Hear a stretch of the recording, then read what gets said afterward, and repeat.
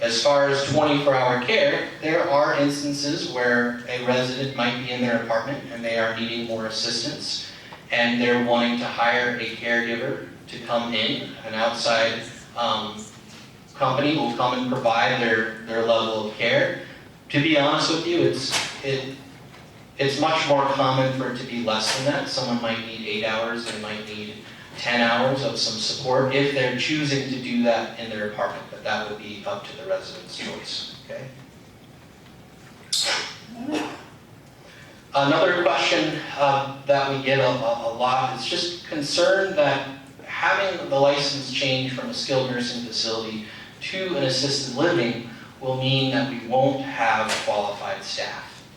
And I can confidently say that one of the things I'll read, and I'll actually read it at the end, is a quote from one of the materials that we put together while we were going through a lot of the communication with this. And it talks about how the initiative to do something with Weyrich, to look at the license change, to look at the renovation, was founded on making sure that it was best for the residents and making sure that it was the best place to live, and it was somewhere that they would make sure that they were continuing to have the excellent level of care that has always been expected and provided there. And so, there will be certain pieces that could look differently. So, for example, our CNAs will all be caregiver certified, and the good news is, as soon as we change the license, you'll now have all of your caregivers will be CNA certified as well, because they're going through that bridge program. We won't necessarily be hiring caregivers that all have CNA certifications moving forward, of course, but that's where it's crucial that we have good leadership that's able to provide those training foundations, those competency checklists, the pieces that we like to go overboard than your typical skilled nursing facility, your typical assisted living. We take a lot of pride in making sure that our staff that are there have good training, that they are comfortable with what they're doing, that they have the resources they need to be able to provide the exceptional job that we expect and the exceptional job that they've done, and we fully expect them to continue to be able to do that as well. All right, another question that we get as well, is our long-term care insurance. Each individual might have a slightly different insurance policy, and some policies are written in a certain way that they can receive certain reimbursement for skilled nursing care or assisted living care. When we checked into this, I know Tom had a team, I think it was about 2 years ago, look at this. There were only just a couple that were actually affected by this change. And I do know that Tom has a team that he told me about 45 days. I apologize if I misquoted that, but we'll stick them to 45 days. We'll have a team that will have a presentation that will talk more about that and talk about what that might mean to you and how that will affect you. And if you have an individual concern as well, you can always come to us before that presentation, and we'd be glad to talk to you about what we can do for you and walk you through that process. Another question is, in Weyrich, will there be additional costs I will be responsible for from today compared to with the license change? And the answer essentially is no. That also brings up the question of, well, what cost today are residents responsible for? And just a little summary on that, since that's been a typical question, is, well, what is it even before the assisted living license change? You're looking at your meals. We're required by regulation to provide the 3 meals, so typically it's an additional 2 meals that it will cost. Your co-pays, which wherever you go, you will have your co-pays that can include with your insurance, your clinician visit, doctor visits, therapy. Another one that I'd like to just take a minute to explain is our pharmacy. We have a primary pharmacy that we utilize, and sometimes we have residents that do have concerns about what their co-pays might be, and if they're different compared to what their insurance company is. And what I will say is when we look at that, often we will be able to, we find that it might be one medication, might be different, but a lot of times when you look at the entire amount, it ends up being close. We work closely with Solivus as well, so it's also something that we absolutely could help you through the process to look at if it would be a financial benefit significant to you. We would absolutely look at that. But what I want to explain why we have a primary pharmacy is because of regulations to ensure that there are the minimal chance for mistakes in medication administration. There's a lot of different requirements that we expect from the pharmacy, right? Typically you'll have your bottle that might come with the pills in it. For us, we have a special card system. And all these little steps just allow us to lessen our chance of a medication being administered the wrong way. And for us to make sure that we're monitoring all the medications so things aren't going missing, they're going to the right residents, and we're able to track that they're not expired. And so having a pharmacy, we have a lot of expectations from them. And so it doesn't mean we wouldn't look at opening a relationship with another pharmacy if that was in best interest for you.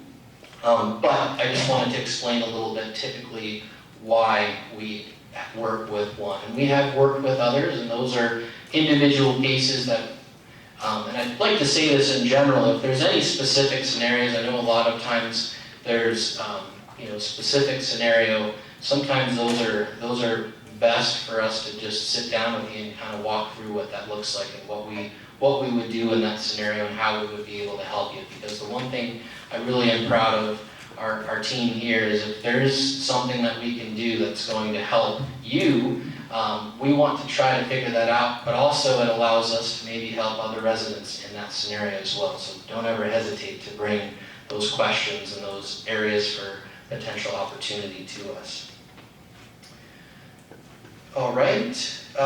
Another one of the costs I didn't mention was your supplies. So, whether that's hygiene or personal care items, that would also be something that today the resident would be responsible, and they would also be responsible for that with the license change. So I guess really what I'm saying is not much change there at all, if any. Another question I get, well, with Weyrich, with this license change and the renovation, what does this mean? How will this change Sackton assisted living, or how will this change independent living? And the short answer is it won't. We still expect Sackton to function how it is. We still expect independent living to have their system set up that they will as well. So this change is separate from Sackton and from independent living. Getting down into private rooms, that's one that comes up a lot, is, are they all going to be private rooms? The answer is no, they won't all be private rooms. We will have some semi-private rooms, and there's several reasons why you have some semi-private rooms. Some can be for cost.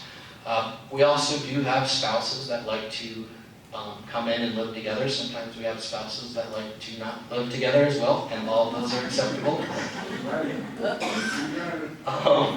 And the other thing is too, we do have some residents that just benefit from having a roommate and having a companion there with them to be there and have that presence. And so we still will have rooms that will have 2 residents in them. Cost. I'll let you get to your questions in just a little bit. Okay. Thank you. And then the other question is, when will the physical changes take place, and how long will it take to complete?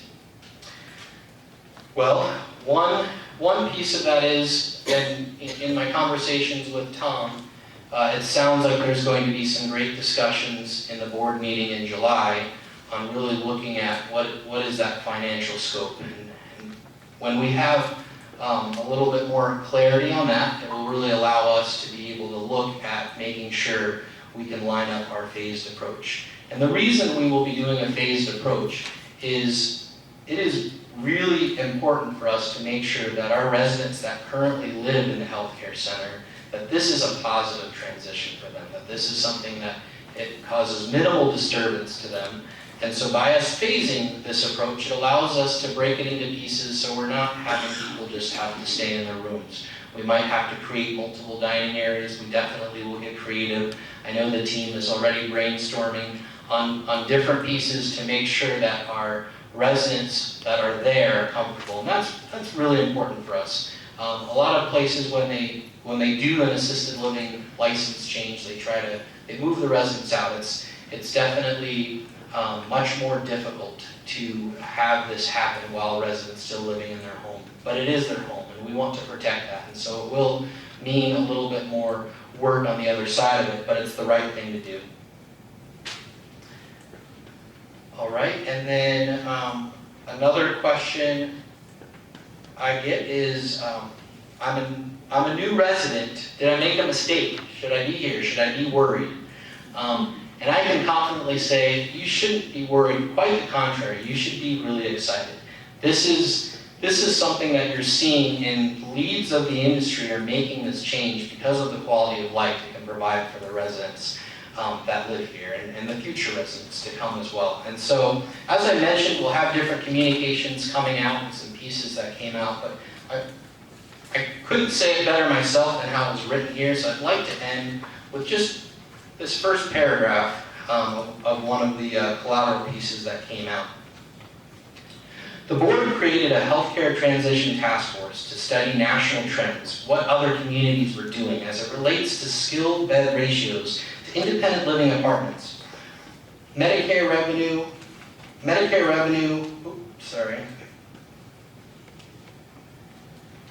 and skilled nursing regulation changes. The task force visited multiple senior housing communities such as Royal Oaks and Sun City, Beatitudes and Phoenix, La Posada and Green Valley near Tucson.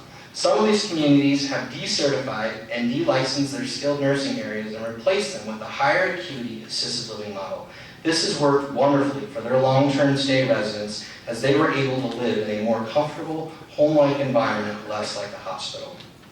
So I'd like to just end with that. I'm excited to be able to answer some questions. Feel free to not go easy on me. I don't know I need to say that. That was more for myself. Please, thank you. You ready? Born. The question was, am I ready? Me. I've been asking this question for 8 years, and so you're new at it, more or less. Is there a set fee that you are charged upon moving into assisted living? That's the first part of my question. Okay. Did you want to? Okay. I want you to answer. I'll answer your first part of the question. So as far as the fee goes, and this is my understanding of it, so don't take it as law, of course, is depending on your contract, right? If you're life care, then you're not, that's going to be part of it. But if it's community, then there is the community fee that would go with it to going to Weyrich, and that's today that it would be, but it would also be the same for the assisted living. So that wouldn't change from today. So the second part of my question then, are people living in G apartments penalized for living in G apartments? So that's going to be a great question for Tom at some point. He won't answer it. So I don't set up the contracts and the pricing part of it. So that question is going to be more of a CFO question or a CEO question on the rates. He's very slippery when you ask him that question. Thank you. This is that one. Coming. My question is on the private room. There's a big cost now if you want. There's a big cost now if you want a private room. What will it be after? So I asked. Could you repeat? Yes, the question is there's a big fee on the private room rate. Will there be any change to that? Correct. The answer is, that's another one of those financial pieces that unfortunately, I'm not the one that gets to decide that. I do know that if there's anything that they will be able to do, it would be to try and at least discount it for a life care contract resident. But, like I said, that's not for me to be able to, that would be a perfect Tom question. What was that? It apparently is a Tom question. Yes.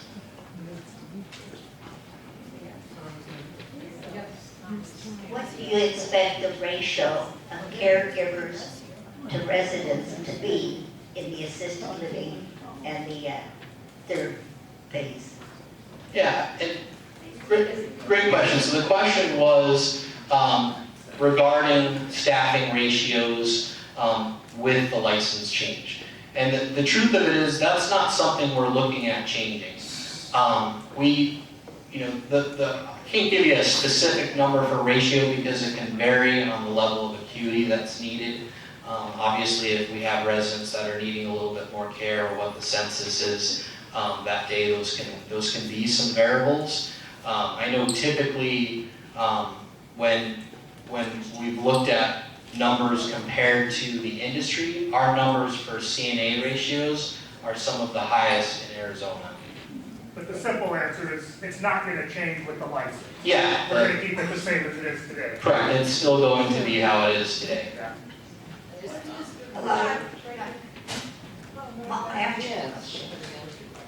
Will there be an RN anywhere in the facility, like we have at the wellness clinic, or in Weyrich? Now, and how many beds, how many rooms are going to be, how many rooms are there in Weyrich, and how many are going to be private, and how many are going to be I will repeat the question. So the first question was, will there be an RN over at the healthcare center with the license change? And just to clarify, it was mentioned as there is an RN in the wellness. Our wellness typically is LPN. There is RN involvement. In the healthcare center, that won't change as well. We still will have our RN oversight involved. And to go specifically into it, the individual that we're working towards to be our AL manager actually is a registered nurse as well. And the second question was how many rooms, private rooms, were going to be in the healthcare center?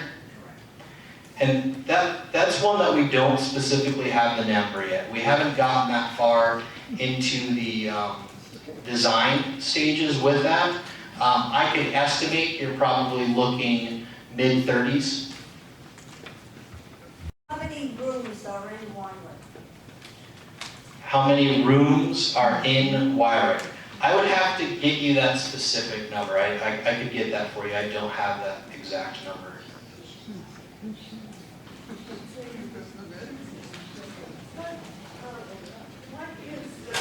What is the main thing about this license? What is the main reason for the license change?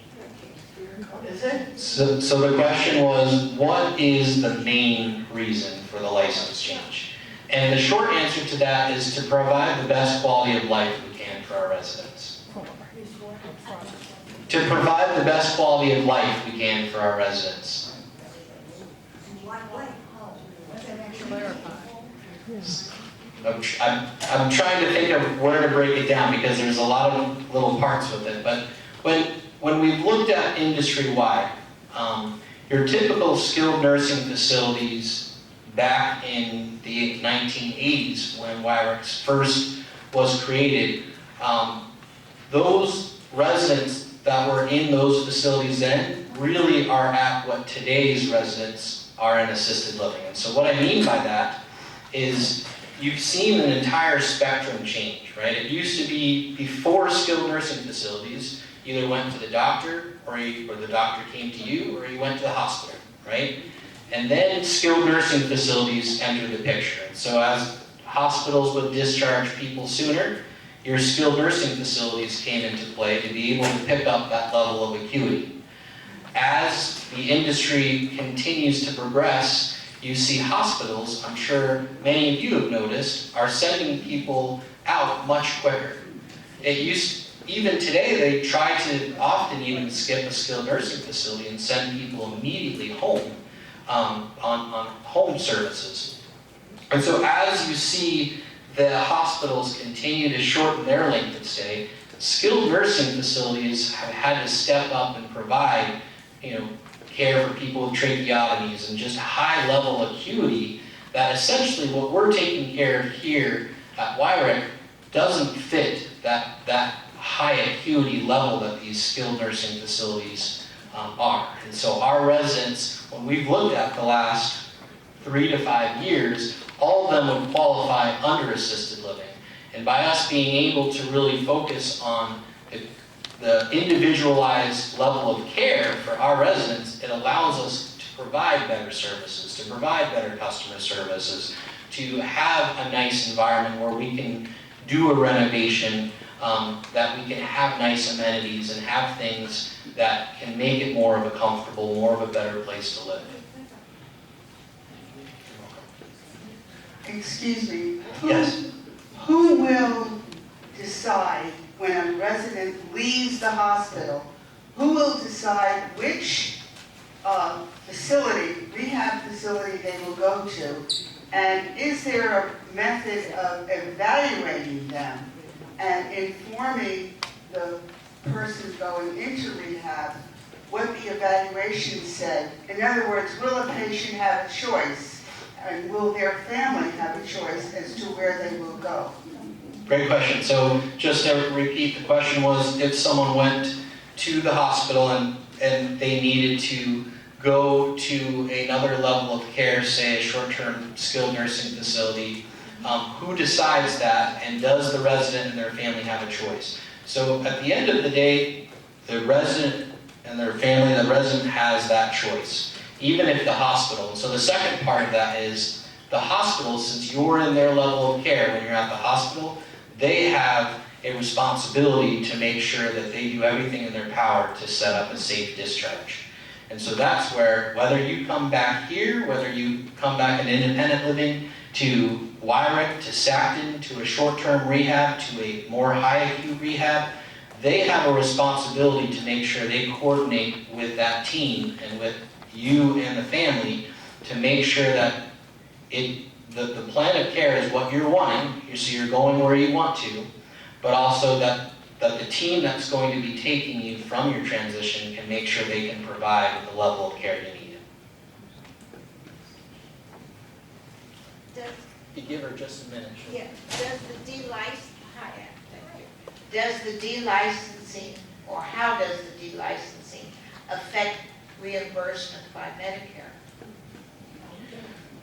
The question was, how does the delicensing or the change of licensure from skilled to assisted living, how does it affect the Medicare reimbursement? So because we are no longer, since 2019, we are no longer Medicare certified. So that wouldn't change at all with that. Hannah, I need something Is out of my that negative, that we do not get reimbursed? Well, so what you would do is you would use your Medicare benefits. If you went to the hospital and, the discharge team there said, we really think you could use some short-term rehab, you would qualify to use your Medicare benefits for that. Then when you would go to that facility, let's say advanced, then you would work with them with your benefits. They would be able to walk you through that process, and you could use your Medicare benefits through them. So it would have to be direct. Okay, thank you. It would be directly with them. And just to reiterate,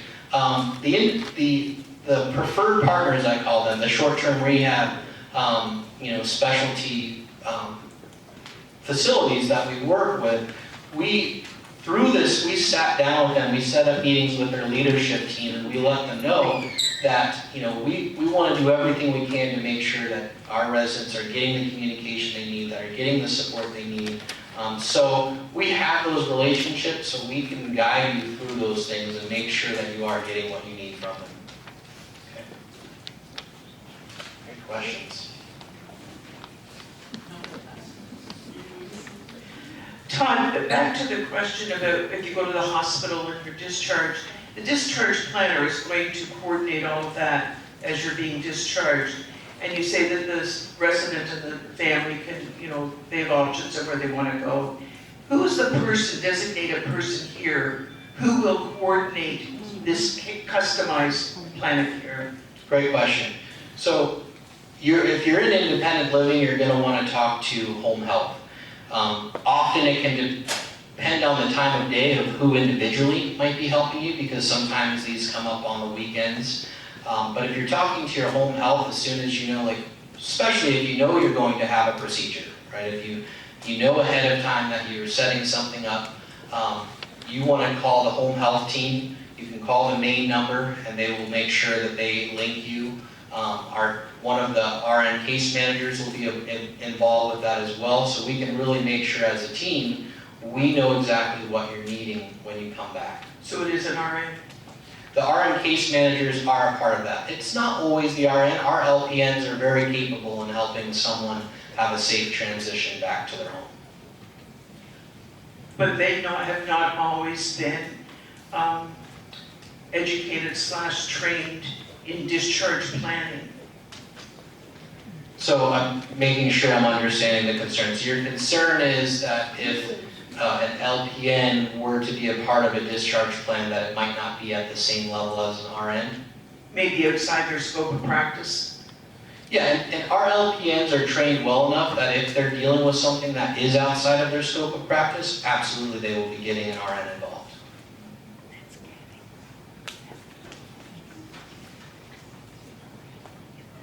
This is a naive question, but I just want to know what would be the extra cost from what I'm paying now in independent living to if I went into one of these services, the second or third tier. How much more is going to be expected of me? Could I have someone get with you individually so we could work that out, what would be specific to you? Because So it depends, I'm going to come up front. And I think Todd's still right that this is an individual question because there could be other circumstances. But for the most part, if you were to move to Weyrich today, if you're a life care contract, the only additional charges would be the 2 additional meals and any supplies, basically. There's not an additional monthly service fee for a life care member moving to Weyrich unless you get a private room. But there could be other things. So if you're the second person or a spouse, there could be little things. If you're a community member, there's an additional $4,300, something like that, a month to move to Weyrich under the skilled nursing license. And it's about $3,000, I think, in assisted living. So a life care member, the reason you want, again, the reason the life care contract works well is you know what your costs are going to be across the board this year, 5 years from now. You can kind of estimate that. With a community member, you pay less moving in, but you pay a higher cost for healthcare when you need it. But for a community member, it doesn't change today to the license change, and for a life care member, it doesn't change between today and the license change. The price will be virtually the same. Do you want me to answer those 2 questions Yes, that I threw yeah. me under the bus for earlier? love for you The first one was, or the second one was, how many, what was the second question? Who remembers? How many rooms will there be? No. Now, how many, what's the cost gonna be for a private room once the remodel is done? So, I can't answer that yet either, but I believe I'll be able to answer that by October. I think the board will be moving us forward and we'll have a solid plan. The reason I can't answer it right now is I don't know for sure how many private rooms there will be. But what I can tell you is I think community members will probably continue to pay the same increase they have today to go to a private room, and we are going to do our darndest to reduce the cost for life care members in the private room. But it's going to depend on how many private rooms we actually end up with. So as soon as I have that number solid, I can start working out those numbers to see how far we can reduce it for life care members. Again, I believe by the end of October, I'll be able to give you an answer. And again, it's the best answer I can give you now. The question on, are people punished or penalized for living in a G apartment? Yes. No more punished than coming in with a spouse.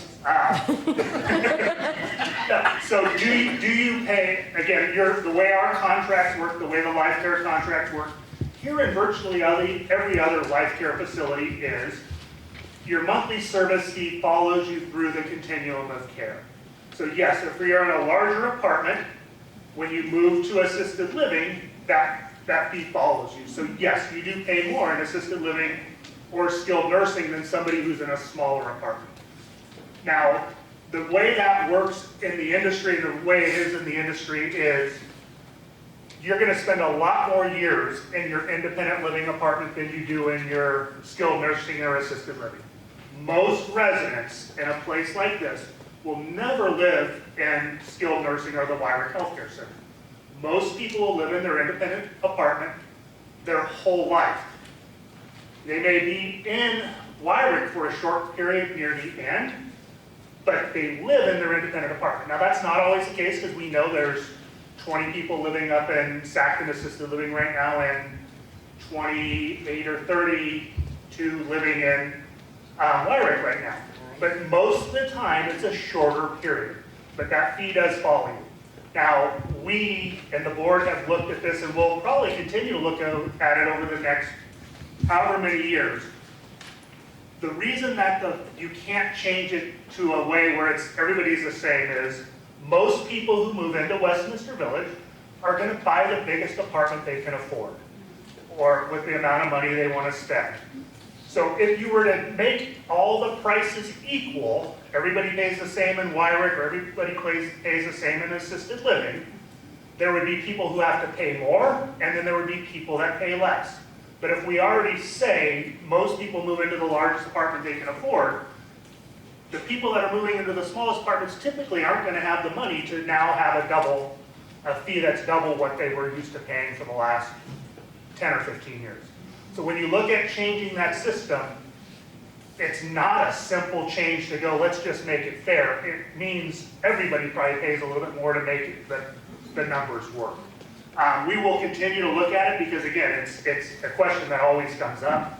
But the reality is, I don't see that changing anytime in the near future. I don't see it as a penalty for moving into the G apartment, because you're going to spend most of your years in that G apartment. Is that the best way of getting around your question? Because I am very fond of you, I'm not going to ask my next question. All right. Thank you, Tom. All right, was there any other questions? Yes? I can repeat it. Okay. Dave? Actually, there are two. Will we be losing any? Will we be losing anything in the terms of care when you go from one to the other? That's question number one. And question number two is, when we sign a long-term contract, are the contracts all the same, or are they different from each other? So for your first question, and this graph here is going to give you, and if there's other items on here that you have questions, let me know so I can add the specifics of that. But this does a really good job of breaking down. I found two differences only. Okay? Did you want to? No, I didn't. Okay. No, I just wanted to know if you were able to add to what the two differences are on here. One was wound care. Yeah. So if you look, it's on the first page, and it's fourth from the bottom. So in a skilled nursing facility, you're able to take all different stages. Typically, if someone is having a severe wound, they're staying in the hospital right now for the healthcare center. So you're not seeing a lot of those upper stages in the healthcare center now anyways. To clarify that, and I probably could clarify that even more on there to describe a stage 4 is pretty severe. And the difference is with a resident that has a higher level wound that's in assisted living, they are required to have a shared risk agreement. The other difference was in the physical, occupational, and/or speech therapy. That was the other area. Yeah, and so the difference you'll see there is, let me just, there, really not much of a difference there. The terminology is because right now we're under a skilled nursing facility, it has to be under what you call your Part B with Summit, but when it switches to an assisted living, that's when you can utilize what they'll call outpatient, which is Part B, which is essentially the same thing, but they'll also be able to allow home health to provide service in the assisted living, which we can't under skilled nursing, so it's a benefit. And the second question was about the contracts. Yes, and so can you repeat the question? The question is, when you say long-term care, are you meaning when people have individual policies, or are you meaning No. the contract for that area? I'll let Tom talk on the contract piece. When we buy in, if that's the phrase you like. Perfect, that's a Tom question. So, residence contracts, I'll tell you, every resident contract's different, very slightly. Yours probably has your name on it, yours has your name on it, your monthly service fee. But for the most part, it's a boilerplate contract. It's not drastically different. Throughout the years, it's changed a little bit, and then obviously the CMA contract is different than the life care contract. But if you're a proofreader, you might be able to find 10 words that might be different from one to the other on a handful. For the most part, you all have the same contract. It's not a one-on-one contract every time somebody moves in. Very, very similar, pretty much the same. I'm trying to think if there's even one in particular where I think we've negotiated something crazy, and I don't think that's the case. They're all very, very much the same. Did I answer your question? Very much. Other than, again, apartment number, your room style, your name. Yeah, it's a boilerplate contract, so it's pretty much fill in the data, which is, again, the current monthly service fee for the style of room you have. Where they would be a different one. There are some people who have a double apartment, so 2 Bs. So that's going to be obviously a little bit different, the reasoning behind it. But there's nothing weird. Care is the same. Again, the difference in care is just the life care to the community, and the difference is the prepaid paying for that as opposed to the paying for it as you go. Thank you, Tom. Yes. I have 2 definitional questions, please. Okay. What is a shared risk agreement? It's essentially just a form that assisted living licensures require. They're saying if you're at this level if you have this level of a wound, just know that there's always any risk that can be involved with someone at that level of a wound. It's a regulatory requirement that Arizona Department of Health has. Just like there's the admission agreement when you come in, like for example, you come in and you say, yes, these individuals have my permission to take care of me and to provide the services I need. They just ask for a specific additional form with that. Is it designed to avoid liability? I would say it probably is designed to avoid liability. At the end of the day, any level of care we're providing, we still do have that level. There's a level of liability with it. The other question is, would you please go over the difference between certified nursing assistants and then certified caregivers, which you will be using after the license change? Great question. So in a skilled nursing facility, you typically have your LPNs that are giving medications and are providing those treatments. You're having the direct care from a certified nursing assistant. And it's a specific program designed to be able to work directly under a LPN or RN, and it allows them to make sure that the training for their program entails any potential things a CNA, a clinical team might be providing. The caregiver certification is specific to. I don't want this to. It's almost more holistic, if you will, because often caregivers don't function under the direct supervision of an LPN. Often caregivers, some caregivers are in group homes and they're the only individual there. So there are some other pieces of training that are a little bit more holistic, or a little bit more involvement with maybe physician notifications, and some caregivers have the ability with the right training to administer medication. That's not something that we're going to be functioning as. We want our LPNs to still be a part of that. And so because the assisted living license does have different levels, they do require a specific training program called Under the Caregiver. Is the certified caregiver also a CNA?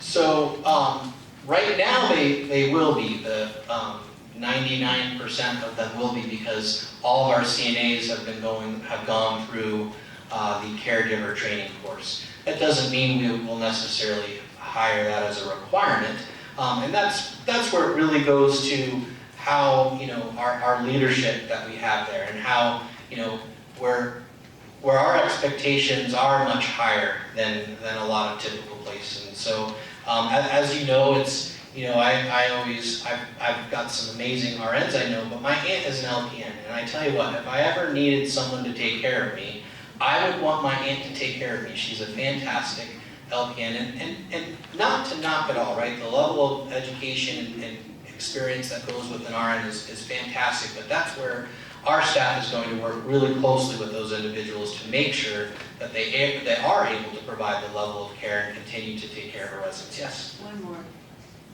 After the license change, will you be hiring LPNs?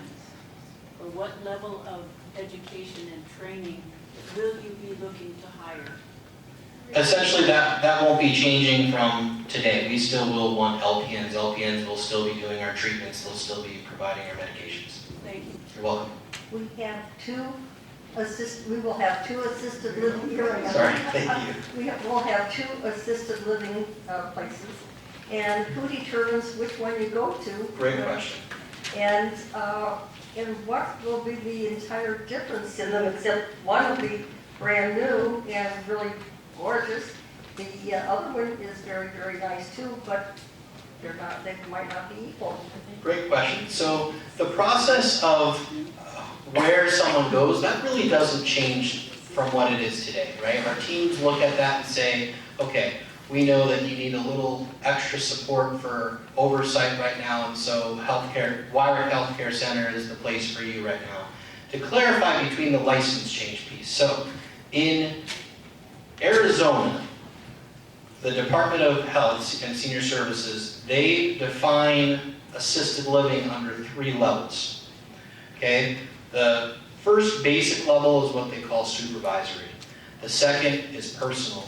And then the third, which is your highest acuity, is directed care.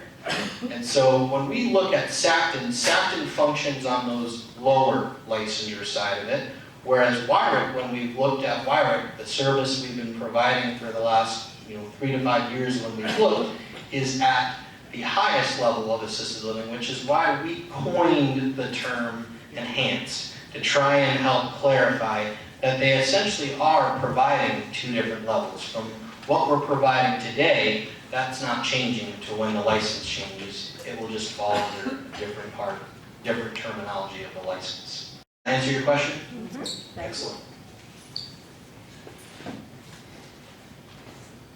I may have missed this in all the discussions, but I haven't heard any comments about what happens when one partner needs one level of care, say staying in their apartment, and another partner needs a higher level of care. What are the cost implications of that?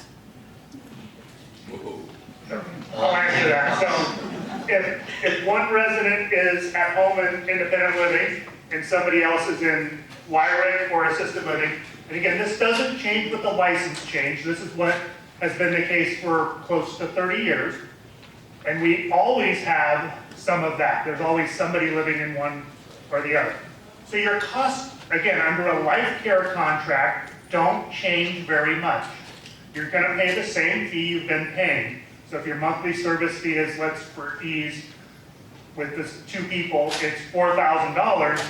When that move happens with one spouse or partner, you're still going to pay the $4,000. Now, the partner in the licensed area will have to pay for 2 additional meals. I think that's about $300 and something a month, and then the incidentals. So that's what's different, and it's because we're providing 2 meals, and instead of paying for the incidentals in your apartment, you're paying Weyrich or the care center. So it's not a big change under a life care contract. It's exactly the same as it's been for years and years and years.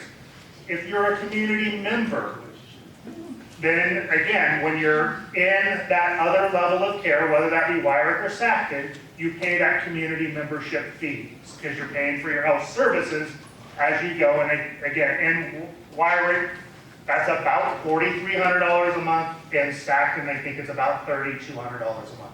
But again, it doesn't change with the license change. It stays virtually the same. It's nice to have some questions on this side. My neck was getting a little bit stiff. Okay, you're saying that there's going to be an extra charge for a single room for one person in Weyrich, but assisted living is all single rooms. Didn't hear it. So I don't understand the extra cost that it would cost us in Weyrich if the whole place is assisted living. And you're talking about sundries that are costing extra. Are you talking about bandages and Band-Aids and stuff like that? Toilet paper, tissues, or is that supply? So the question was, the second part of that question was, what is included in supplies? Did I hear that correctly? Yes. Okay. And asking if toiletries and Band-Aids and those types of things, yes, those types of things that would, that you might need for your level of care. If you needed a toothbrush, there would be a small fee for a toothbrush. Those types of things would fall under supplies. What about toilet paper? I don't know. I'd have to check. I don't think toilet paper is, but I honestly couldn't tell you 100%. I haven't checked the supply list recently. I can find those things out for you. The difference of cost upstairs is insane. And then the first part of her question was, why is there a cost associated to a private room in the healthcare center versus in assisted living, where all of them are private rooms? There isn't an additional fee. And essentially, there's 2 versions that you can have in the healthcare center. The way the contract was set up is to make sure that you had at least 1 bed. And so because there are residents that will have a roommate, for someone who's preferring to have an increased level from that, then there is a fee associated to that. Whereas in Sackton, there isn't any apartments that are set up that way for there to be 2 people. They're currently all just 1.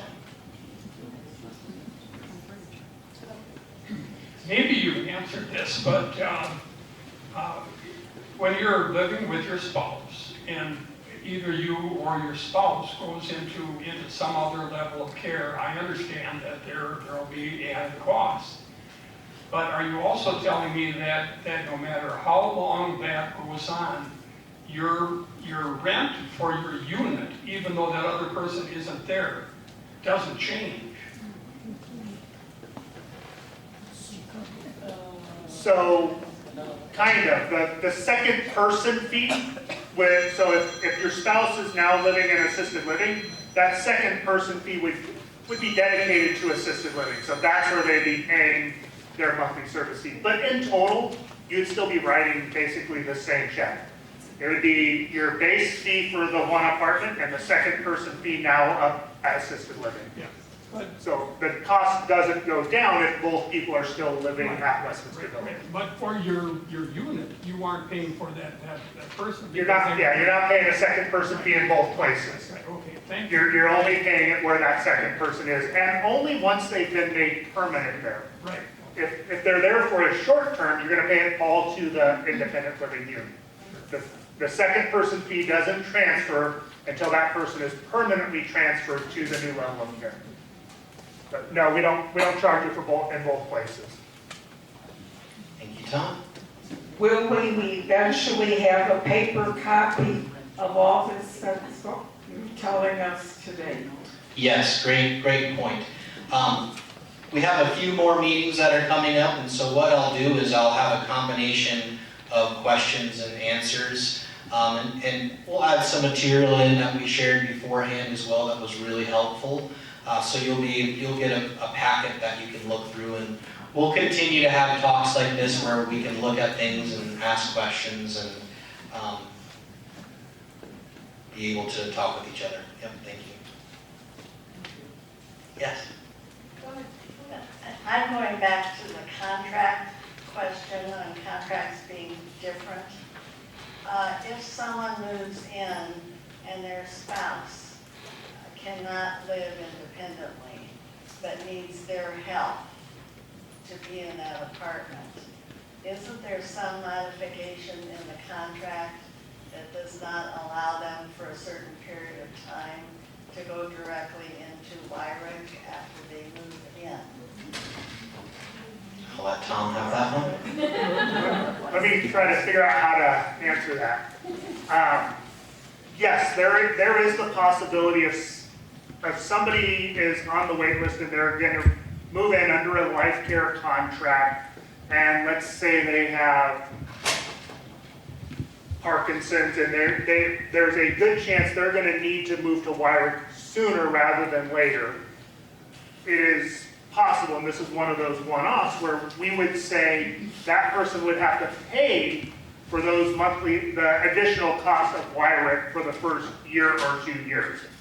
In the past, and it's been a while since we've had to do this, there are times where we don't allow them to have a life care contract until a certain amount of time. And that's the insurance part of our life care contracts, because we don't want, again, the way the system's set up to work is Weyrich is supposed to be down the road. It's a higher expense for Westminster Village to take care of you in Weyrich than it is in independent living. So we want to delay people moving to Weyrich as long as possible as a business to keep everybody's costs low. So if somebody's going to move in and need that service immediately, then yes, there are times we write that into the contract that you're going to pay an additional $3,000 a month for the first 2 years, something to that effect. More often than not, though, what happens is we don't know about that until the person has moved in. Because you can be perfectly healthy, move in, and then have a stroke and need Weyrich. So again, when we know in advance, we do try to protect the organization by putting in a disclaimer like that. Happens on occasion, it doesn't happen a lot. Anna? When an individual moves into assisted living, is the 2-meal plan that they have to pay for optional or mandatory? The question was, when an individual moves into assisted living, is the 2-meal additionally being charged optional or a requirement? And the answer to that is, and this is both for assisted living, both for skilled nursing as well, and this will continue to be, is because it's regulatory for us to be providing 3 meals a day to a resident, that's where the additional 2 meals come from. So you have to be the provider, it can't be someone else providing the meal. Could you say that again? It has to be you providing the meals, it can't be provided by someone else, like their spouse. Yeah, it's something that we have to provide that meal, so that's the way it's set up. Yeah. That doesn't mean you can't come in and participate and bring food and have, somebody's wanting Taco Bell, or if that's the person that came to mind, right? But I'm sure there's other good things that you can do. We would encourage that. Maybe not Taco Bell, but. Okay, oh, yes.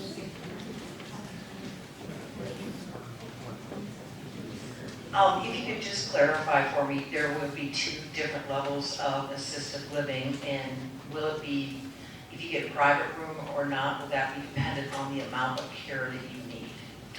So the first part was, will there be 2 different levels of assisted living? And yes, it will be. Sackton will still function. And then Weyrich essentially is functioning how it is now, but it will be able to do so under an assisted living license. And the second part of the question was, if you had a private room, would that mean you would be receiving more care, a higher level of care? And you would not be. You're simply paying for the extra space. That wouldn't be an additional level of care. Just to be clear, because if you go and look at our license, both places will be licensed as directed care, the highest level. And that's the reason for that. When we opened Sackton Assisted Living, we licensed it at the highest level of care. We don't allow people to move into Sackton at that directed care. But the reason we license it is there are some cases and some times when somebody's on their way making that move from Sackton to Weyrich, that if we keep that license, if somebody's at the end of life, maybe on hospice, we don't have to move them in the last 2 weeks of their life to Weyrich just to meet the license requirements.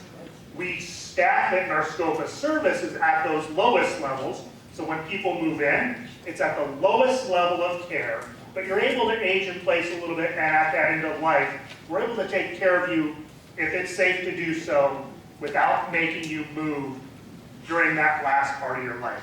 So if you were to go to the Department of Health Services, you'd see Sackton is directed care, the highest level, but again, that's not where we practice 99% of the time. And I think one of the questions came up about the difference in the 2. And think about it this way, from a staffing standpoint. At midnight, in Sackton Assisted Living, there's 1 person up there, 1 caregiver, even if we have 23 residents. So they have to be at the lowest level of care for the most part. Even at midnight in Weyrich, with the same 23 residents, we probably have 8 people in there, because we have to provide a higher level of care for those residents. And that won't change with the license. It's that case because that's what we need to keep those residents safe and healthy. And that's why it'll still be 2 very different levels of care for our scope of service, but the license may be the same. It's about the people that live there and what they need. And again, it's important that we continue. We'll have independent living, we'll have Sackton, which is a level of care, and then we'll have Weyrich, which is going to be our highest level of care, just as it is now. And somebody else asked, well, what does this really mean to us? I think it's good. I'm so happy that you're all here, and there's lots of questions, and it's scary anytime we make a change like this. But I believe we'll be sitting here a year from now, and people will say, what was all the hubbub about, right? We all got worried about nothing, because again, I think in the reality, when we look at that list, it's going to remain very much the same. The board of directors, administration, and all of our residents want to ensure that we're still taking care of people in the best possible way. Again, the belief of the board, the belief of the administration is changing that license doesn't put us at any risk. It allows us to do more just under the right license. And again, I'm hoping a year from now you're going to sit here and go, yeah, I don't notice any difference. Or the difference I notice is it's better because the renovation's happening, and some of the employees that are working over in Weyrich, instead of working behind a closed door in an office reporting stuff to the federal government, they're going to be out taking care of your loved ones or the people that live there. A lot of what happens under a skilled nursing license, it's a lot of documentation, it's a lot of time spent jumping through hoops with regulations as opposed to providing direct care. in an assisted living, you get a lot more hands-on direct care with what you need. And again, in Weyrich, we don't have a lot of sick and broken people. We have older people who need more help. They need more help with activities, they need more help with dining and showering. And again, that's what an assisted living license is for. It's to focus on those day-to-day things to keep people active, to keep people happy, not to get them better, not to fix and mend broken bones. Not that we don't do a little bit of that, but that's not what we do in Weyrich. It's not what we've done for the last 30 years. So again, I think there's a lot of worry, and again, I love the questions, and we're going to do more of these, and we're going to answer questions over and over, but again, I hope we'll get to the end of this and people will go, wow, it really wasn't something we needed to worry that much about. Great. Does anybody have anything else? All right. Oh, wait, one more question. They're clapping for you. No pressure now. I'm on oxygen. I'm independent living. I've been dealing with stage 1 and 2 wounds for the last 8 or 9 months. I thought you guys would take care of that, but I've been having Summit do it because that's the only people that will do it. Have I got that right? Yeah, so a lot of times we will use Summit because they have they can use your Medicare benefits to be able to provide that high level for you. I guess I thought you guys were going to do it. You're saying if it was in Zapton or you're independent living? Yeah, we can be a part of that, but typically if you can qualify for a home health level care, you want to use those Medicare benefits. Otherwise, if it was one of our people, it would most likely be private pay.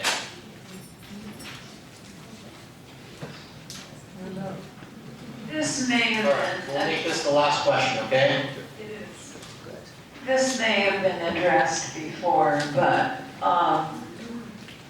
if I understand you correctly, if we had surgery, as an example, in the hospital, we could not be transferred from the hospital directly to Weyrich, as we would now to Acacia or Sunday. Not necessarily. That's where it would really go back to that discharge team from the hospital, because depending on the surgery or the procedure, you might not meet qualifications to have short-term rehab and use your Medicare benefits. So the hospital might say, you can go home. You might say, I'd like to get a little bit of extra support from Weyrich, and you would be able to come to us if we were able to figure out exactly what you needed. So it would be, potentially it could be something that you could come from the hospital straight to Weyrich. It's not covered by Medicare, is that correct? Correct, it's not covered by Medicare. Okay, well thank you all, I appreciate your patience and time, and have a great weekend.